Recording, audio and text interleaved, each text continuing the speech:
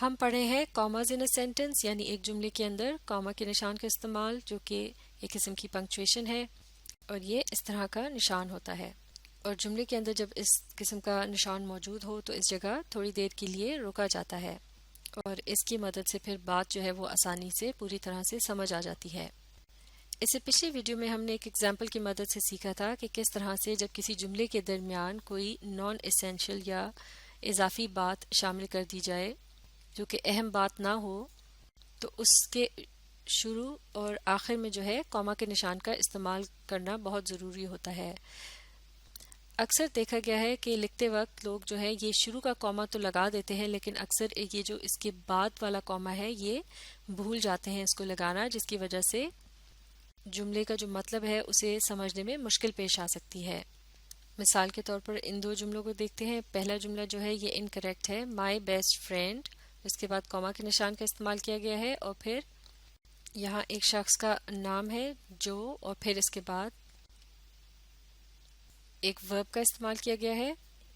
دراصل اس جملے میں یہ کہا جا رہا ہے مائی بیسٹ فرینڈ ارائیوڈ، اور اس جملے کے درمیان میں اس کے نام کو بھی شامل کیا گیا ہے، لیکن چونکہ یہاں یہ غلطی کی گئی ہے کہ اس نام کے جو کہ ایک اضافی یعنی معلومات ہے اس کے بعد کاما کے نشان کا استعمال نہیں کیا گیا، جس کی وجہ سے اس جملے کے مطلب کو پوری طرح سے سمجھنے میں مشکل پیش آتی ہے۔ یعنی اس جملے کا مطلب اس طرح سے بھی ہو سکتا ہے، میرا قریبی دوست جو پہنچ گیا ہے، یا پھر آپ کسی کو مخاطب کر کے کہہ رہے ہیں، اپنے دوست سے یہ کہہ رہے ہیں کہ میرے قریبی دوست جو نام کا جو شخص ہے وہ پہنچ گیا ہے۔ جبکہ اس کے مقابلے میں اگر آپ یہ درست جملہ دیکھیں، مائی بیسٹ فرینڈ اور پھر اس کے بعد ہے کاما کا نشان اور درمیان میں لکھا ہے جو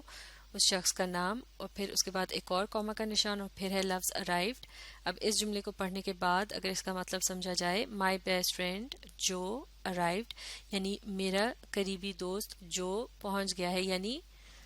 میرا قریبی دوست جس کا نام جو ہے وہ پہنچ گیا ہے۔ تو لہٰذا آپ نے دیکھا کس طرح سے کاما کے نشان کے استعمال کی وجہ سے اب کی بار جملے کو پڑھنے اور اسے سمجھنے میں بہت آسانی ہوئی۔ لہٰذا یہ بات بہت اہم ہے کہ غیر ضروری جو الفاظ ہوتے ہیں یا کلازز یا فریزز ہوتے ہیں تو ان سے پہلے اور بعد ہمیشہ کاما کے نشان کا استعمال بہت ضروری ہے۔ اب بالکل اسی طرح کی ایک اور اگزامپل دیکھتے ہیں، مل کر ان جملوں کو پڑھتے ہیں اور انہیں سمجھنے کی کوشش کرتے ہیں۔ پہلا جملہ ہے The students knowing it was late ran to the classroom، یعنی اسٹوڈنٹس یہ جانتے ہوئے کہ انہیں دیر ہو گئی تھی بھاگتے ہوئے کلاس روم کی طرف گئے۔ اب اس کے مقابلے میں دیکھتے ہیں یہ دوسرا جملہ The students knowing it was late ran to the classroom، اور اس کا مطلب بھی وہی ہے کہ اسٹوڈنٹس جو ہیں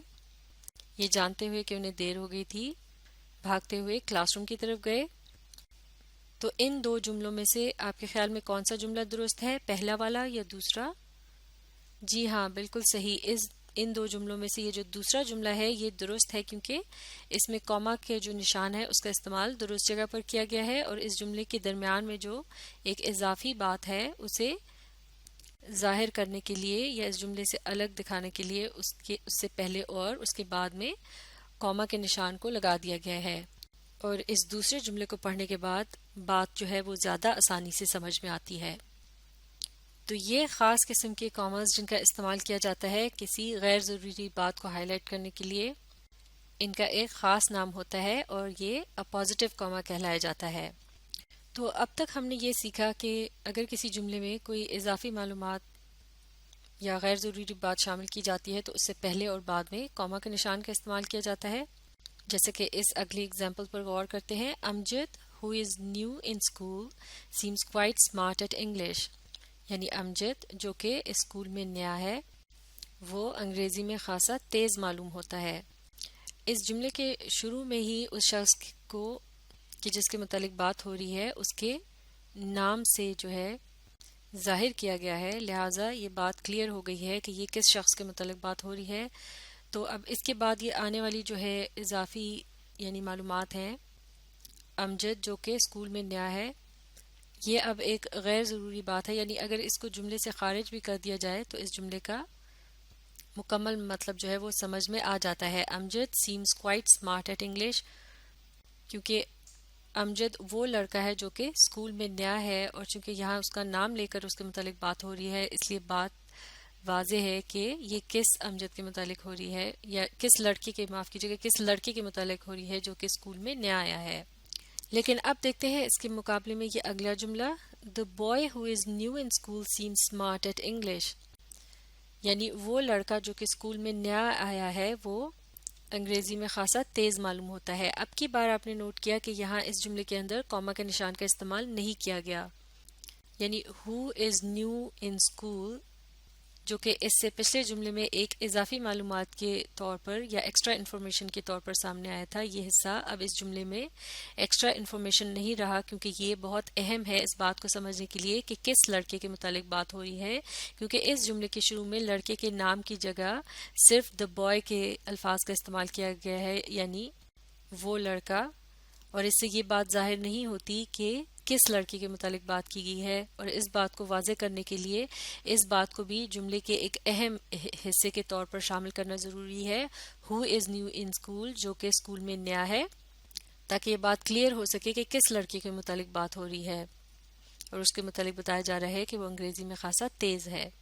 تو لہٰذا جب کوئی انفارمیشن یا معلومات جو ہے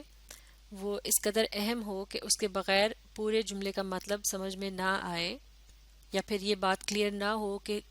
خاص طور پر کس شخص کے متعلق بات کی گئی ہے، جیسے کہ اگر اس جملے کو صرف اس طرح سے پڑھا جائے The boy seems smart at English، یعنی وہ لڑکا انگریزی میں خاصا تیز معلوم ہوتا ہے، تو اب یہ بات کلیئر نہیں ہے کہ کس لڑکے کے متعلق بات ہو رہی ہے، لہٰذا اس سے متعلق یہ جو انفارمیشن ہے یہ اب اس جملے کا غیر ضروری حصہ نہیں رہا بلکہ اہم حصہ بن گیا ہے. تو لہٰذا اب کی بار اس سے پہلے یا اس کے بعد کوما کے نشان کو لگانے کی ضرورت نہیں ہوگی، بلکہ اب کی بار یہاں کوما کا نشان استعمال کرنا غلط ہوگا. اب اسی سے ملتی جلتی ایک اور ایگزامپل دیکھتے ہیں. My brother Aslam is here، یعنی میرا بھائی اسلم یہاں آیا ہے. اب دیکھتے ہیں اس کے مقابلے میں یہ دوسرا جملہ، My brother Aslam is here، یعنی میرا بھائی اسلم یہاں آیا ہوا ہے. اب یہ جو دو ایگزامپلز ہیں یہ ایک خاص پرابلم کی طرف اشارہ کرتے ہیں، اور اس میں انگریزی زبان کے جو اصول ہیں ان کے تحت اگر اس قسم کے جملے میں کوما کے نشان کا استعمال نہ کیا گیا ہو تو اس کا مطلب ہے کہ یہ جو انفارمیشن اس میں دی گئی ہے وہ اس جملے کا اہم حصہ ہے اور اس کے بغیر اس جملے کو سمجھا نہیں جا سکتا. تو یعنی My brother Aslam is here، اس جملے سے مراد یہ ہے کہ گویا آپ کے ایک سے زیادہ بھائی ہیں، اور ان میں سے جو بھائی اس وقت یہاں آیا ہے یا موجود ہے اس کا نام اسلم ہے. مثال کے طور پر اگر آپ کا کوئی دوسرا بھائی بھی ہے اور اس کا یقیناً کوئی اور نام ہوگا، مثال کے طور پر علی، تو اب اگر اسلم کی جگہ علی آیا ہو تو یہ جملہ اس طرح سے ہوگا My brother Ali is here. لہٰذا صرف اتنا کہنا My brother is here جبکہ آپ کے ایک سے زیادہ بھائی ہیں تو بات پوری طرح سے سمجھ نہیں آئے گی کہ آپ کون سے بھائی کے متعلق بات کر رہے ہیں. لیکن اگر آپ کا صرف ایک ہی بھائی ہے تو پھر آپ اس طرح سے لکھ سکتے ہیں My brother Aslam is here، جیسا کہ اس جملے سے پتہ چل رہا ہے کہ اس جملے کو ادا کرنے والا یا لکھنے والا جو شخص ہے اس کے بھائی کا نام اسلم ہے اور اس کا صرف ایک ہی بھائی ہے اور اس کے متعلق وہ بتا رہا ہے کہ My brother is here. تو اب اس جملے میں اگر لفظ اسلم کو ہٹا بھی دیا جائے تو یہ ایک مکمل جملہ ہے یا پوری بات ہے. My brother is here یعنی میرا بھائی یہاں آ چکا ہے یا موجود ہے، جس سے مراد اسلم ہی ہوگی کیونکہ اس کا اور کوئی دوسرا بھائی نہیں ہے.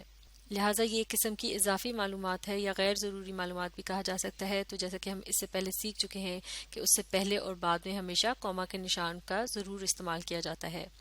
اسی بات کو مزید اچھی طرح سے سمجھنے کے لیے ہم اس ایگزامپل پر غور کر سکتے ہیں. اسے مل کر پڑھتے ہیں. مارک ٹوینز بک ٹام سویر از اے ڈیلائٹ. مارک ٹوین جو تھے وہ ایک مشہور مصنف تھے جنہوں نے کئی کتابیں لکھی، لیکن اب اس جملے کو پڑھنے کے بعد گویا یہ معلوم ہو رہا ہے کہ شاید انہوں نے صرف ایک ہی کتاب لکھی جس کا نام تھا ٹام سویر، اور اس کے متعلق کہا جا رہا ہے کہ مارک ٹوین کی جو کتاب ہے ٹام سویر وہ بہت دل فریب ہے یا دلچسپ ہے. تو یہاں جو کامرس کے نشان کا استعمال کیا گیا ہے جنہیں اپوزٹ کاما بھی کہا جاتا ہے،